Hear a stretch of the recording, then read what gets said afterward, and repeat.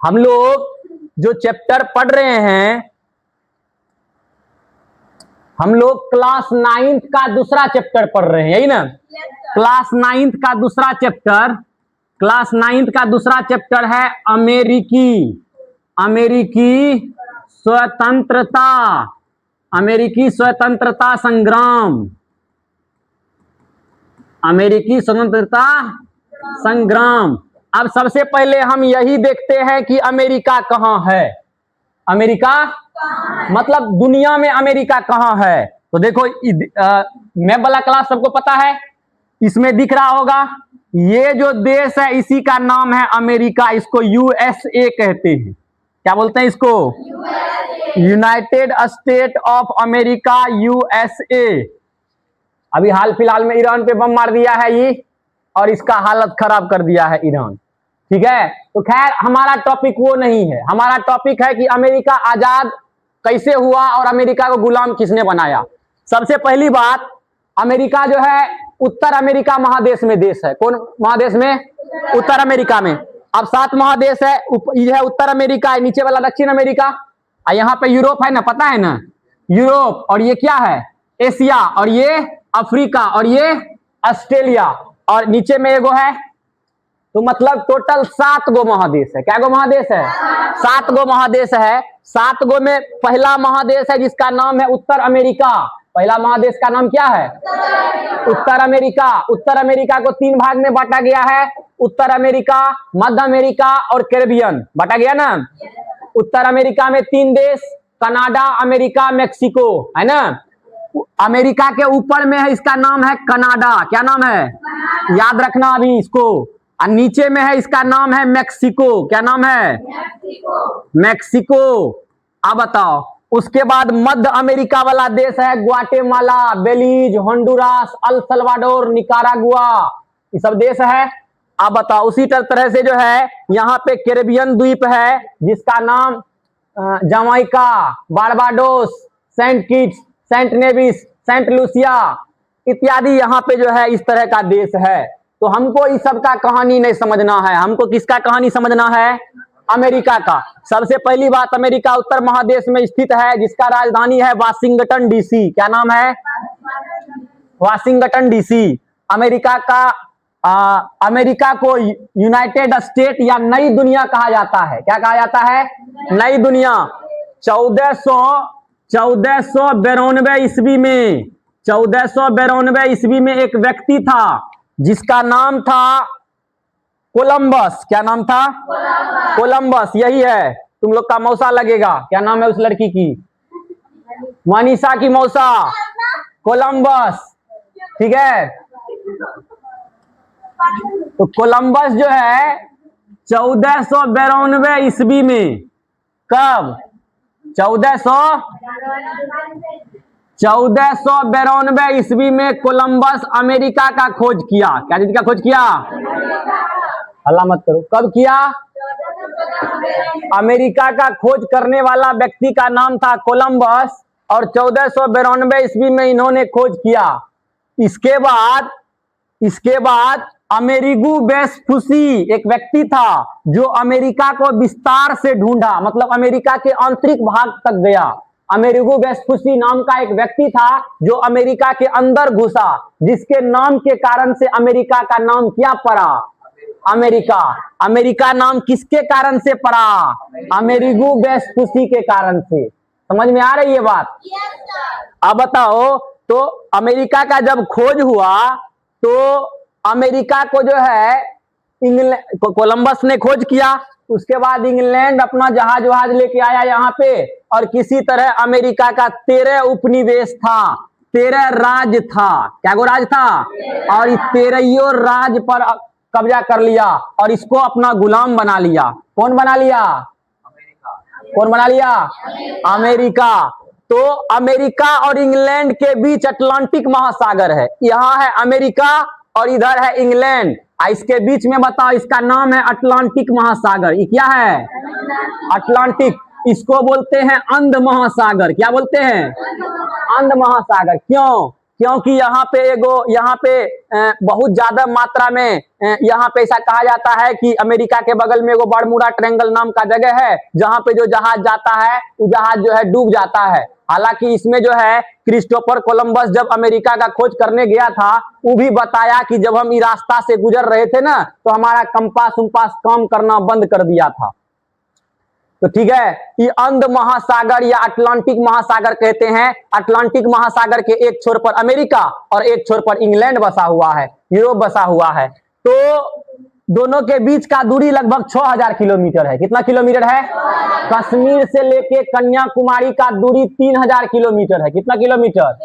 मतलब दुगुना दूरी है। कश्मीर से लेके कन्याकुमारी आना और जाना, इतना दूरी है अमेरिका से इंग्लैंड का।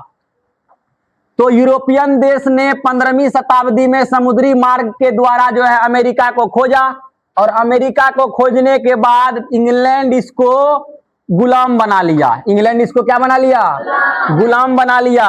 और गुलाम बनाने के बाद यहाँ के लोगों के ऊपर अत्याचार करने लगा, और कहा पहले जो है इंग्लैंड सब जो था, वो जब किसी देश को गुलाम बनाता था, उस देश को बोलता था वो मेरा उपनिवेश है। क्या है?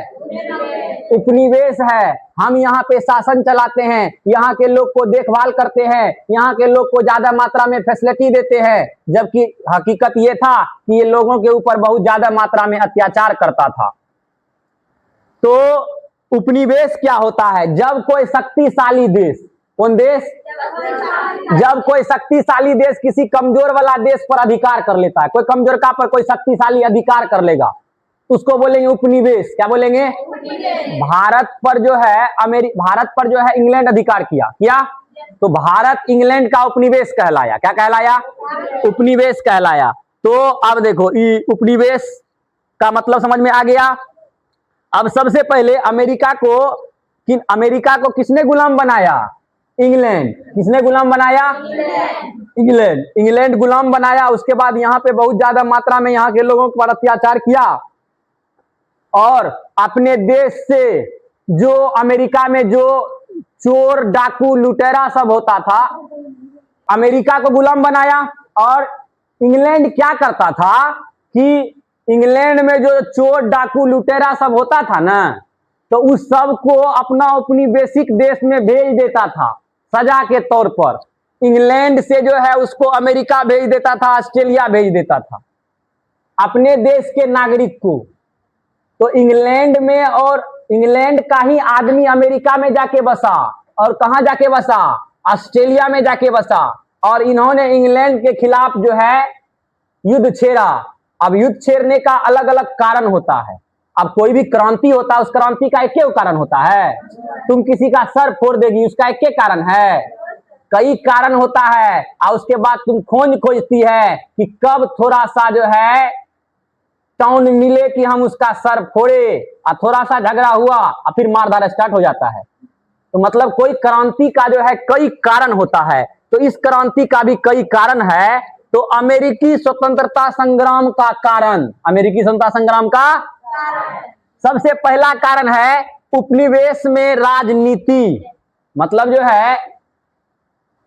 दूसरा कारण है भौगोलिक दूरी। दूसरा कारण क्या है? तीसरा कारण है धार्मिक एवं सामाजिक व्यवस्था में मतभेद, धार्मिक एवं सामाजिक व्यवस्था में।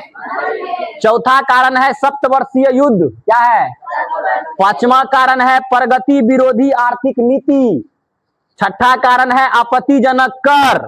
और सातवां कारण है लेखक प्रचारक की भूमिका।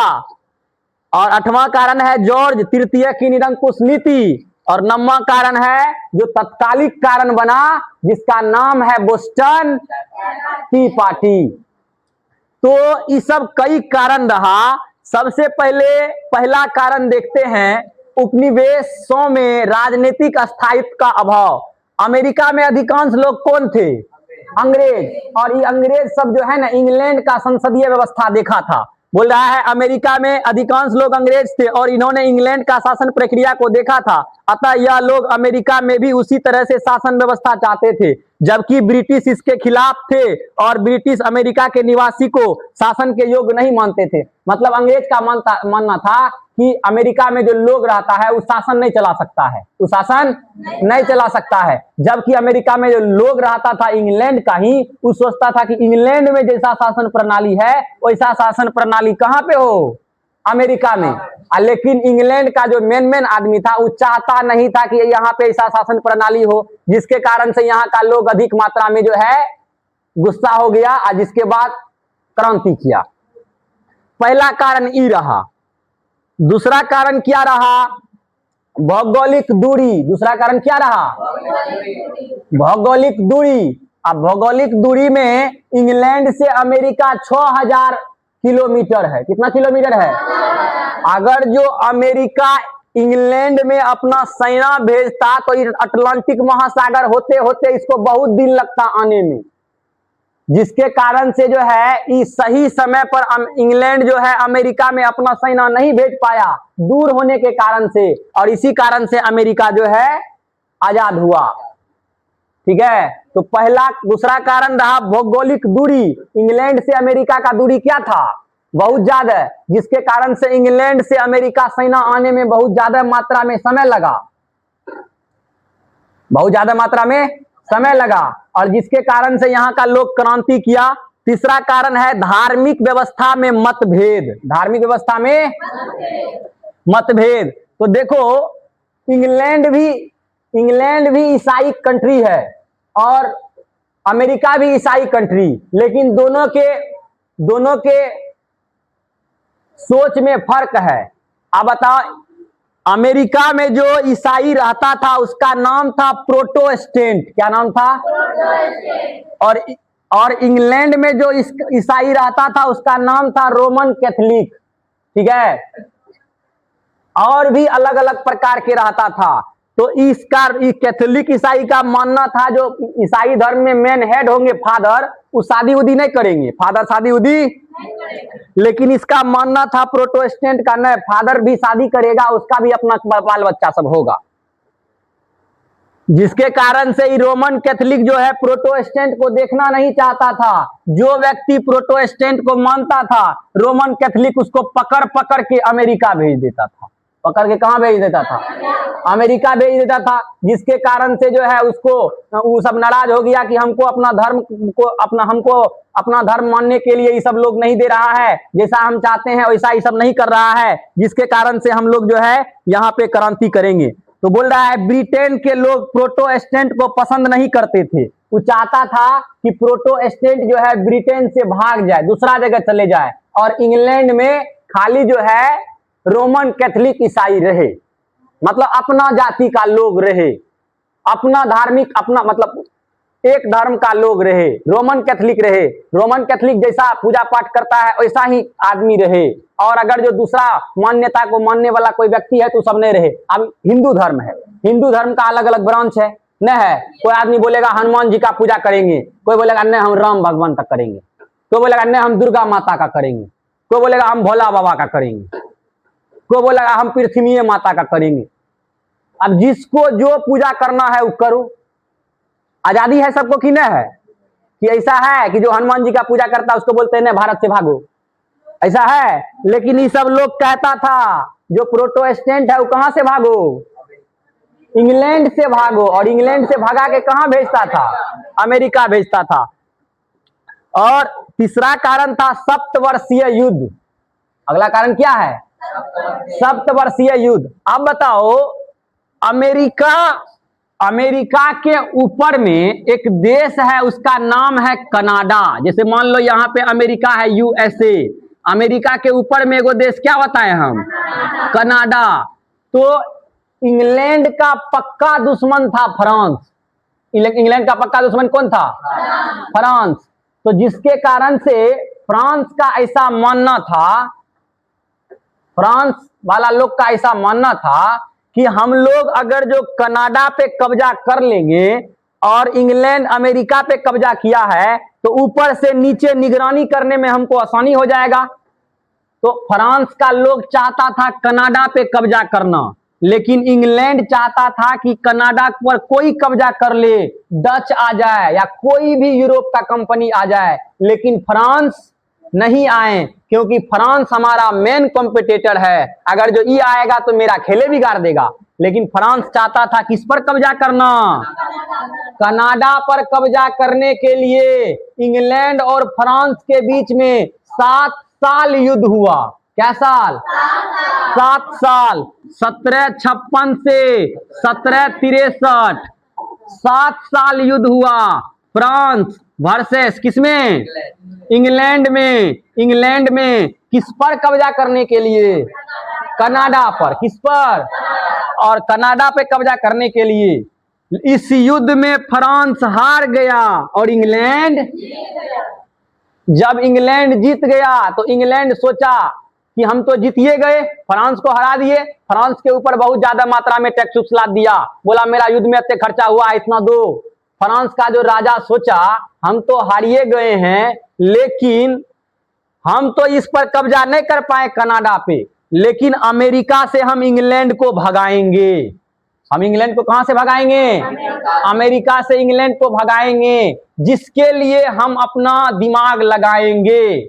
जिसके लिए हम अपना दिमाग लगाएंगे। तो जब अमेरिका में स्वतंत्रता संग्राम चल रहा था तो फ्रांस का एक व्यक्ति था, उसका नाम था लिफायते। क्या नाम था? फ्रांसीसी सरकार लिफायते को सेनापति बना के भेजा अमेरिका, और अमेरिका वाला के तरफ से अमेरिका का सेनापति था जॉर्ज वाशिंगटन। क्या नाम था? और फ्रांस का सेनापति लिफायते और अमेरिका का सेनापति जॉर्ज वाशिंगटन, ये सब एक तरफ और इंग्लैंड। और एगो मैदान था अमेरिका में, उस मैदान का नाम था फिलाडेल्फिया। मैदान का नाम क्या था? फिलाडेल्फिया के मैदान में जॉर्ज वाशिंगटन का सेना और लिफायते का सेना से लिफायते का सेना से इंग्लैंड का सेना का युद्ध हुआ, और इस युद्ध में इंग्लैंड हार गया और फ्रांस और अमेरिका जीत गया। और फ्रांस और अमेरिका जब जीता तो अपने आप को अमेरिका स्वतंत्र राष्ट्र घोषित किया। अभी हम उस पे आएंगे, ठीक है। तो खैर सप्तवर्षीय युद्ध समझ में आया। अब उसके बाद है आपत्तिजनक कर। क्या है? आपत्तिजनक कर का मतलब क्या है? तो इंग्लैंड में उस समय एगो प्रधानमंत्री था, वो प्रधानमंत्री का नाम था ग्रीनविले। क्या नाम था? ग्रीनविले।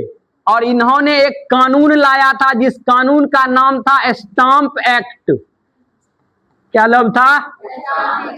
क्या तुम स्टाम्प देखा है?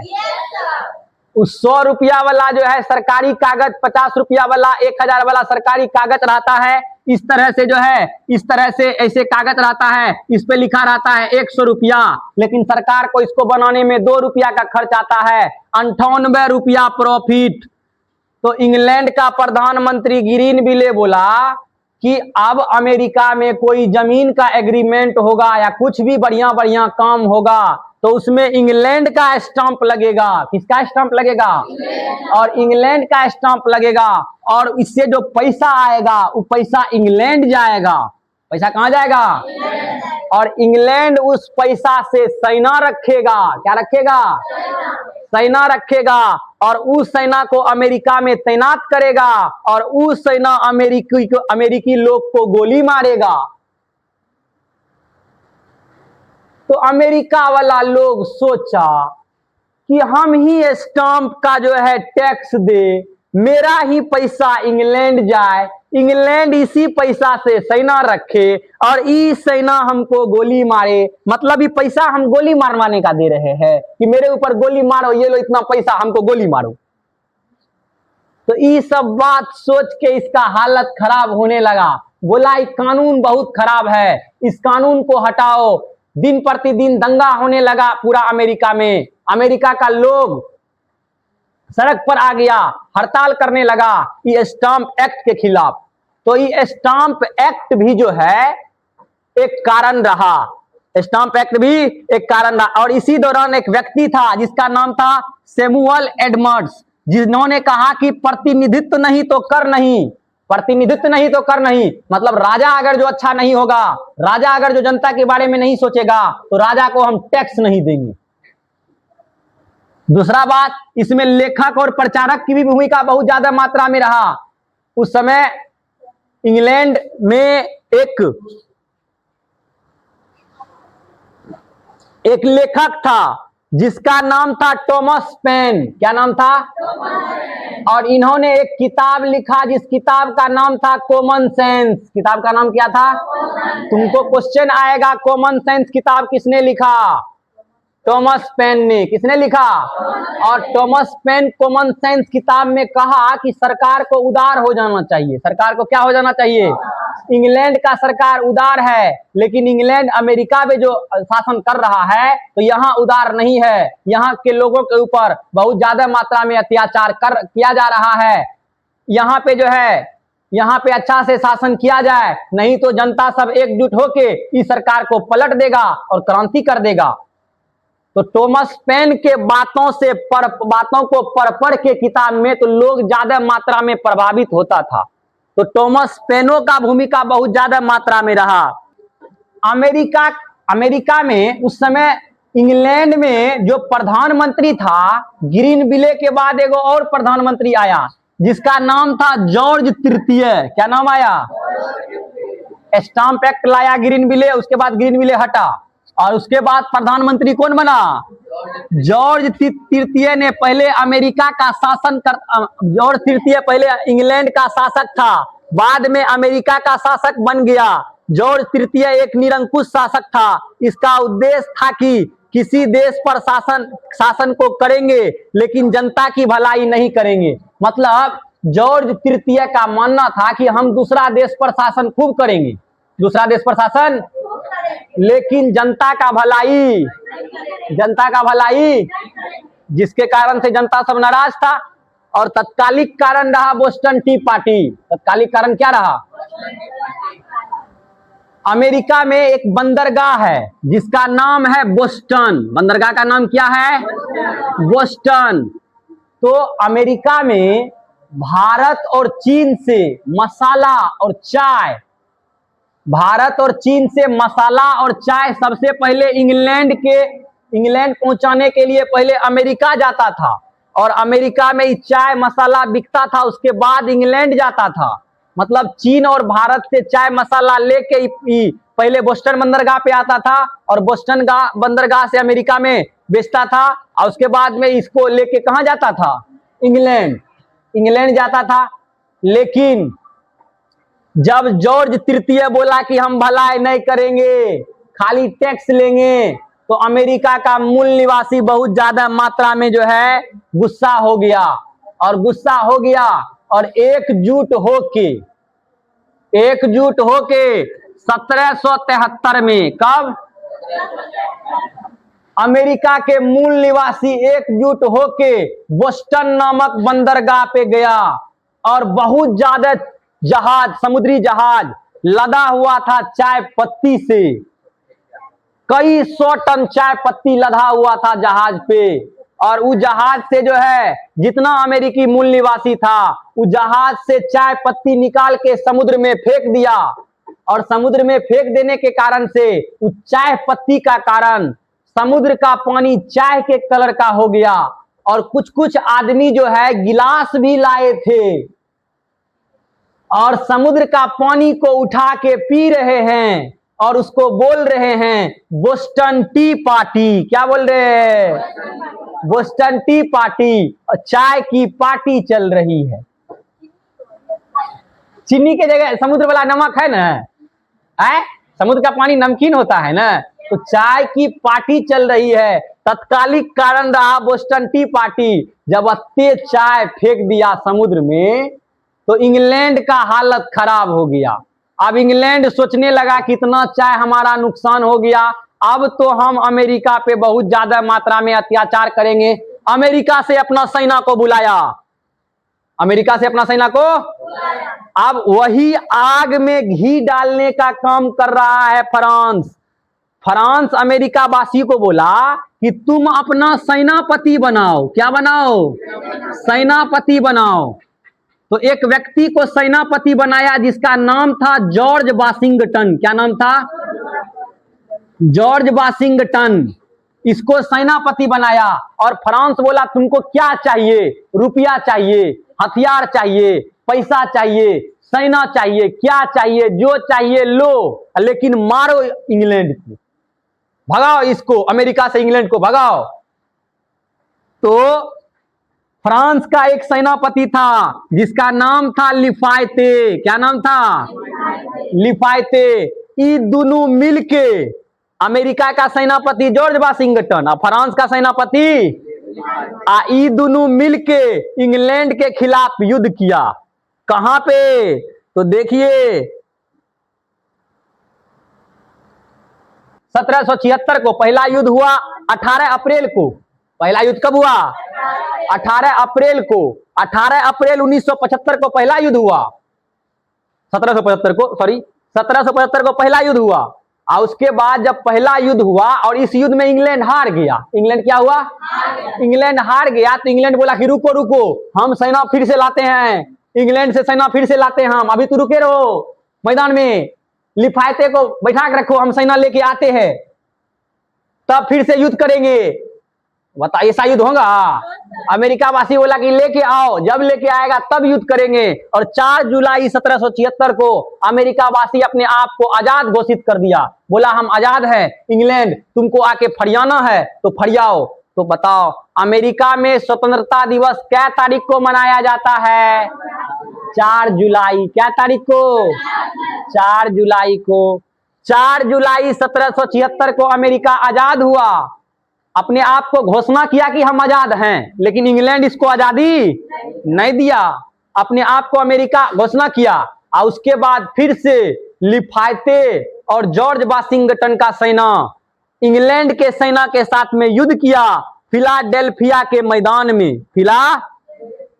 और इस युद्ध में इंग्लैंड हार गया फिर से और अमेरिका जीत गया, क्योंकि इंग्लैंड से सेना आने में बहुत ज्यादा मात्रा में टाइम लग रहा था। इंग्लैंड हार गया और अमेरिका जीत गया। और अमेरिका जीत जाने के बाद अमेरिका का युद्ध 3 फरवरी 1783 में पेरिस में एक बैठक बुलाया। 3 फरवरी 1783 में पेरिस में एक बैठक बुलाया और उस बैठक में यह निर्णय लिया गया कि पेरिस की संधि हुई और पेरिस के संधि के बाद अमेरिका को आजाद किया गया। अमेरिका को। अब उसके बाद 1787 ईस्वी में अमेरिका का संविधान 1787 में बनकर तैयार हुआ, जबकि अमेरिका का युद्ध अमेरिका का संविधान कब बनकर तैयार हुआ? 1783 में 87 में संविधान बनकर तैयार हुआ, लेकिन लागू कब हुआ? 1789 में। लागू कब हुआ? अब बताओ पहले अमेरिकी क्रांति हुई कि पहले फ्रांसीसी क्रांति हुई? पहले अमेरिकी क्रांति। फ्रांसीसी क्रांति हुआ 1789 में। कब? जब यही इंग्लैंड का जब फ्रांस का सेना अमेरिका को आजाद करा के जब गया फ्रांस, तो वो देखा कि हमारा राजा तो हमारे ऊपर उससे भी ज्यादा मात्रा में अत्याचार कर रहा है, तब फ्रांस में भी जिंदाबाद मुर्दाबाद होने लगा। उसके बाद फ्रांस का राजा और रानी को गिलोटीन पर चढ़ा दिया। ये कहानी हम नेक्स्ट क्लास में बताएंगे, पहले अभी देखो। तो अमेरिकी स्वतंत्रता संग्राम 1783 में पेरिस की संधि द्वारा खत्म हुआ। 1787 में संविधान बनकर तैयार हुआ अमेरिका का, और 1789 में जो है यह संविधान लागू हुआ। और संविधान लागू के बाद अमेरिका का जो सेनापति था जिसका नाम था जॉर्ज वाशिंगटन को अमेरिका का राष्ट्रपति बनाया गया। तो अमेरिका का पहला राष्ट्रपति कौन? अमेरिका का राजधानी भी कहां? Washington DC. किसके नाम पर? George Washington. और उसके बाद अमेरिकी स्वतंत्रता संग्राम का परिणाम, तो परिणाम क्या हुआ? क्या परिणाम रहा? अमेरिका जब आजाद हुआ तो इसका परिणाम क्या हुआ?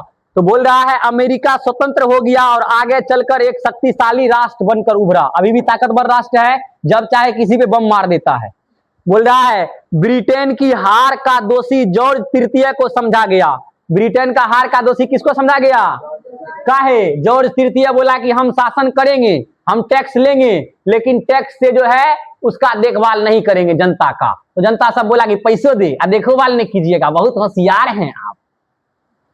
तो आप बताओ उसके बाद उसके बाद जॉर्ज तृतीय का तानाशाह बनने का सपना चूर चूर हो गया। अमेरिका स्वतंत्रता संग्राम ने फ्रांस के लोगों को प्रभावित किया और फ्रांस के सेना अपने देश लौटकर निरंकुश राजा के खिलाफ विद्रोह कर दिया। अभी बताए ना, फ्रांस का सेना जब अपना देश लौटा तो लुई 16वां वहां पे राजा था और लुई 16वां बहुत ज्यादा मात्रा में फ्रांस के लोगों पर अत्याचार करता था। तो लुई 16वां को भी और उसकी पत्नी मेरी अंतोइनेट को भी फ्रांसीसी जनता एकजुट होके गिलोटीन पर चढ़ा दिया। गिलोटीन क्या होता है तो आगे हम बताएंगे। बोल रहा है अब राजनीतिक में भी जनता भाग ही ले सकता है, जनता ने अपने धर्म का प्रचार कर सकता है, पहले अपने धर्म का प्रचार नहीं कर सकता था। बोल रहा है विश्व का पहला लिखित संविधान अमेरिका में लागू हुआ। विश्व का पहला लिखित संविधान कहां लागू हुआ? अमेरिका में लागू हुआ। और अमेरिका में 1789 ईस्वी में लागू हुआ, जिसमें महिलाओं को संपत्ति का अधिकार मिला। महिलाओं को संपत्ति का अधिकार मिला। बताओ आज भारत में भी महिलाओं को संपत्ति का अधिकार नहीं है। लड़की साहब तुम लोग बताओ, तुम लोग का जब ब्याह हो जाएगा और तुम लोग अपने ससुराल चली जाएगी तो क्या तुम्हारे पप्पा के संपत्ति में तुम्हारा हिस्सा रहेगा? नहीं रहेगा। तुम्हारा हिस्सा जो है तुम्हारे दुल्हा के संपत्ति में रहेगा, ससुर के संपत्ति में रहेगा ना। तुम्हारे पप्पा के संपत्ति में तुम्हारा भाई का हिस्सेदारी होगा, क्या तुम्हारा भी होगा? लेकिन अमेरिका में ऐसा होता है? अमेरिका में बेटा हो या बेटी संपत्ति का दोनों को अधिकार दिया जाता है, बेटा को भी और बेटी को भी। बताओ बढ़िया नियम है कि खराब नियम है? बढ़िया नियम है ना। बेटी को भी संपत्ति का अधिकार देना चाहिए। तू लोग इतने सीरियस क्या हो गया? लड़की को नहीं मिलना चाहिए संविधान? लड़की को नहीं मिलना चाहिए संपत्ति? तू लोग बुझता होगा कि ब्याह करने में बहुत पैसा खर्चा होता है, इसी में सारा संपत्ति खत्म, इसलिए सोचता होगा। देखो कैसा सोच रहा है लड़का सब। इसीलिए लड़की पढ़ो तू लोग बढ़िया से और पढ़ के बढ़िया बनो, ताकि जो है दहेज वाला नहीं खोजना पड़े। अरे खुश करते हैं शादी विवाह के नाम में, खुश जो होती है एकदम दिल से अंदर आत्मा खुश होता है इस सब का। बताओ चल आगे। तो और महिलाओं को भी वोट देने का अधिकार मिला। महिलाओं को भी वोट देने का अधिकार मिला। पहले महिला को वोटो देने का अधिकार नहीं था, महिला घर से बाहरों नहीं निकल सकती थी। लेकिन जब अमेरिका आजाद हुआ तो महिला को भी वोट देने का अधिकार मिला। इंग्लैंड का असफलता का कारण, दूसरा बात एक और बता देते हैं, भारत का शक्ति का बंटवारा। भारत में जो हमारा संविधान में शासन को 3 भागों में बांटा गया है, विधायिका, कार्यपालिका और न्यायपालिका। तो ये हम अमेरिका से ही लिए हैं। किससे लिए हैं? अमेरिका से ही लिए हैं। उसके बाद इंग्लैंड का असफलता का क्या कारण रहा? तो इंग्लैंड का असफलता का कई कारण रहा। पहला कारण अमेरिका और इंग्लैंड का बीच 6000 किलोमीटर का दूरी था, जिसके कारण से इंग्लैंड से सेना आने में अमेरिका टाइम लग जाता था। दूसरा कारण अमेरिका की शक्ति को नजरअंदाज करना। अमेरिका के लोग को एकजुटता और शक्ति को इंग्लैंड का लोग ने नजरअंदाज किया, जिसके कारण से अमेरिका वासी उसको जो है बोला आओ हम तुम्हारा भूत उतार देते हैं, एक बार युद्ध करो। 2 बार युद्ध हुआ और दोनों बार इंग्लैंड हारा। दूसरा बात अमेरिकी वासी में स्वतंत्रता की भावना को बढ़ाना। जॉर्ज तृतीय की शासन की नीति के कारण से भी इंग्लैंड का बंटाधार हो गया। अब उसके बाद दुनिया में बहुत सारा देश है जो किसी न किसी देश का गुलाम हुआ है, लेकिन दुनिया में हमारा पड़ोसी देश नेपाल छठका ऐसा देश है जो किसी से गुलाम नहीं हुआ है। नेपाल को कोई गुलाम नहीं किया है। उसके बाद अमेरिका का जो है 13 उपनिवेश जो था उसका नाम है New Hampshire, Massachusetts, Rhode Island, Connecticut, क्या लिखा है, Connecticut, New York, New Jersey, Pennsylvania, Delaware, Maryland, Virginia, उत्तरी कैरोलिना, दक्षिणी कैरोलिना और जॉर्जिया। तो यहां से बाबू तुम्हारा अमेरिकी स्वतंत्रता संग्राम हो गया खत्म।